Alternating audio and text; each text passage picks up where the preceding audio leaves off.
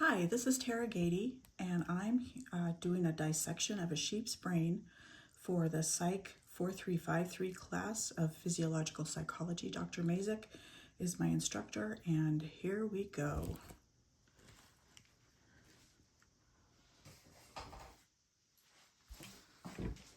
Okay, so I'm going to cut this sagittally, a sagittal dissection. Wow, that is sharp. Try to get all the way through, and we see all of the different parts of the brain. Okay, so the first part I would like to discuss is the arbor vitae, which is right here, and that is a tree-like structure in the brain that carries sensory and motor information, oh, that is like a tree, to and from the cerebellum. Isn't that interesting? Wow. All right, the second is the corpora quadrigemia, which is right here. And that is a place that has a reflex center, and it is in the midbrain, as you can see, that controls eye movement and auditory responses. And the occipital lobe is up here. Number 3, it's responsible for processing visual information like color, motion, form, and depth perception. I have bad depth perception, so that is something that is weak in me. Number 4 is the pineal gland, and that is up here. Wow, that's pretty cool. A small cone-shaped gland in the brain that produces melatonin, so that helps you sleep. That's kind of interesting. It regulates sleep patterns. Number 5 is the choroid plexus in the third ventricle. And that's this part right here. And that produces cerebrospinal fluid, and that protects the brain.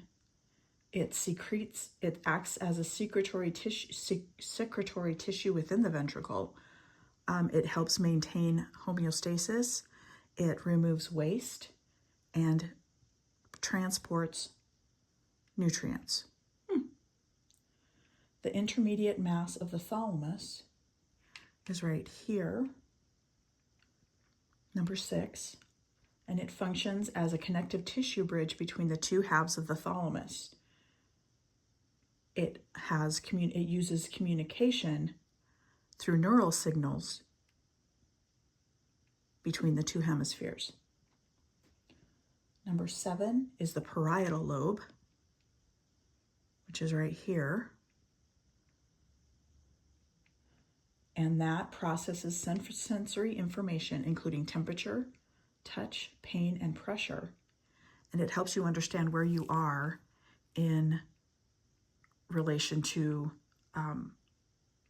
in a room or something like that, or outside. You understand your proximity to different things. Number 8 is the fornix, and that is right there. And that acts as a crucial pathway for transmitting information from the hippocampus to other parts of the limbic system. Number 9 is this part right here. The septum pellucidum covering the lateral ventricle. It acts as a partition between the two sides of the ventricle. It divides the space within the ventricles while allowing for circulation of cerebrospinal fluid. Not too sure exactly what it does. It kind of acts maybe as a waiting station sort of thing.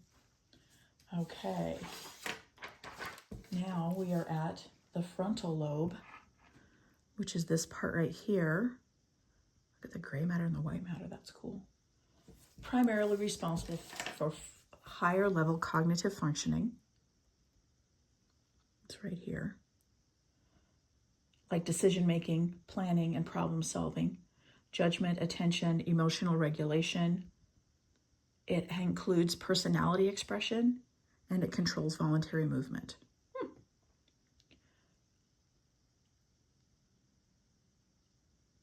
Number Okay, this is number 11. The olfactory bulb is down here, and that has to do with smell, for the sense of smell and the signals of the brain, so that's right here. And the anterior commissure is right here, and it connects the two cerebral hemispheres, facilitating the transmission of olfactory information. It also plays a role in other sensory modalities like vision, audition, and taste, and contributes to functioning like the memory, emotional, and sexual behavior by connecting areas like the temporal and the amygdala, the temporal lobes and the amygdala. The mammillary body is down here. It's for recollective memory, processing of spatial and working memory, and is considered crucial for navigation. Number 14 is the cerebral peduncle, which is right here. These are where nerve bundles in the brain connect the brainstem to the forebrain and is essential for motor control and sensory processing. And then the last one is the cerebral aqueduct, which is right here. It's a narrow canal within the midbrain that allows cerebrospinal fluid to flow between the third and fourth ventricle of the brain. Okay, so there is my dissection of the sheep's brain. Thank you so much for your time, Dr. Mazik, and have a great day.